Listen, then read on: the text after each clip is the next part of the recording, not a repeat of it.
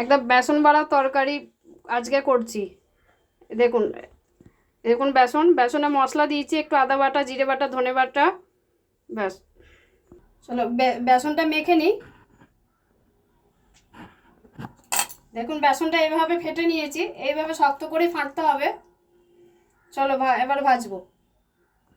কড়াই বসিয়ে দিয়েছি, এর তেল দেব। কড়াই বসিয়ে তেল গরম হয়ে গেছে, আমি এবারে ভেজে নেব।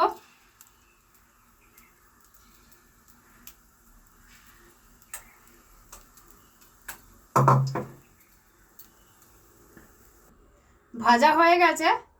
এবারে এবারে পটল কটা দিয়ে দেবো, পটল দেবো। পটল কটা ভাজা হয়ে গেছে। জিরে, শুকনো লঙ্কা, তেজপাতা ফোড়ন দিয়ে দেবো। আদা, রসুন, পেঁয়াজ, টমেটোর বাটা আছে, দিয়ে দেবো। ধনে, জিরে, লঙ্কা, হলুদ সব দিয়ে দিলাম। আলুটা দিয়ে দেবো। এবার একটু নুন দিয়ে দেবো।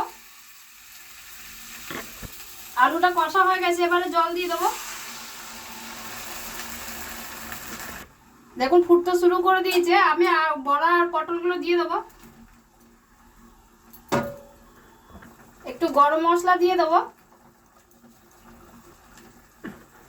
তরকারিটা হয়ে গেছে, এবারে নামিয়ে দেবো। তরকারিটা দেখুন ঢেলেছি, হয়ে গেছে, রেডি হয়ে গেছে। যা সবজির দাম ওই জন্যে আমি ওই বেসনের তরকারিটা করলাম, আর সবজি আর এখন কেনা হচ্ছে না।